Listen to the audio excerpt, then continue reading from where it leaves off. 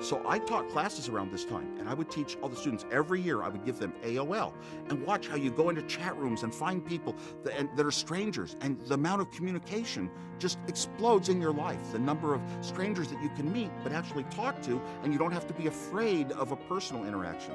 It was just amazing. You could download all these neat software, stuff. And, if you had an AOL account, download all the software you needed. You could research different news. You could get into groups of different types of education. There were places for parents, places for kids. What an incredible world was opening up.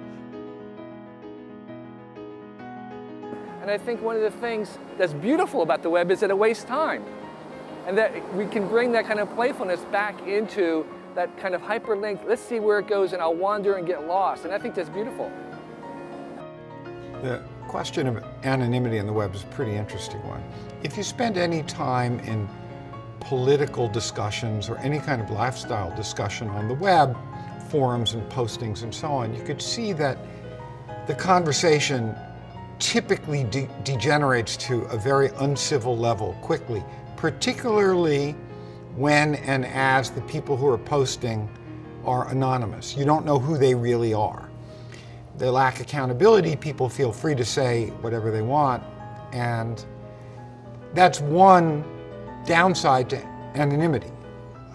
When you grow up expecting to be able to find information at a moment's notice, what does it do to your ability to internalize information? And the brain is very, very plastic, very malleable, but at a certain point, it does get wired up, and it gets wired up in a particular way. And so I look at my son, who's 8, and he asked me, my wife, when Michael Jackson passed away, my wife muttered something at the breakfast table about him being a criminal. And my son later asked me, was that true? And I said, well, the dilemma of explaining the difference between accusation and proof and so forth, we're going along in this conversation, and I say essentially no one knows, right? There were these questions, nothing was ever proven. And he looked at me and said, not even Wikipedia? Well, when Bill Gates wrote his letter to the Homebrew Computer Club, upset that we were freely copying his BASIC that he'd spent all his time and energy working on, he was pointing out that a problem, which is the digital age unearthed the ability to copy things for no cost. So it's evident to everybody that the web has been this incredible amplifier of weak ties, right? We have many, many more connections. People we knew, from high school or from college that we haven't seen in years, but somehow we're linked to in this way. One of the reasons people are drawn to virtual communities like Second Life is people are hungry for community. They're hungry for meaning in a society that is oriented around the production and consumption of consumer goods. Buy more stuff. I mean, it doesn't make people happy. I know this sounds like a gross oversimplification, and in some ways it is.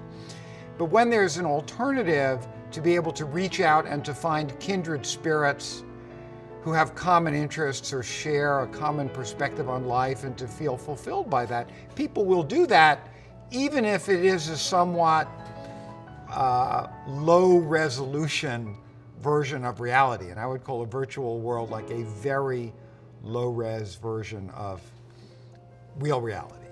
People are hungry for meaning, hungry for contact. One time in my office, a gentleman came in, on this whole copyright issue. A gentleman came in and I was talking about, my gosh, you could almost get to the point you could put a movie on a card. He said, oh, someday you'll have a card and you'll have 500 movies on it. And I thought, that changes life as we know it. It changes the rules. If I have a card that's bits, ones and zeros, and I give you those ones and zeros, the digital age says a song is no longer music. A song is a collection of a billion numbers. If I give you those billion numbers, you've got it.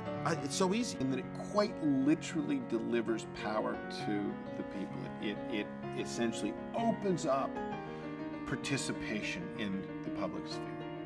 It's a new form of culture, and the culture will range from playfulness and inefficiency and just playing around to the most serious accomplishments and achievements of humanity. So it has the full range, and I think we should embrace that, the fact that it can be trivial, that the web can be a waste of time, that can it be nonsense, and at the same time, it's probably the greatest thing that we've ever done.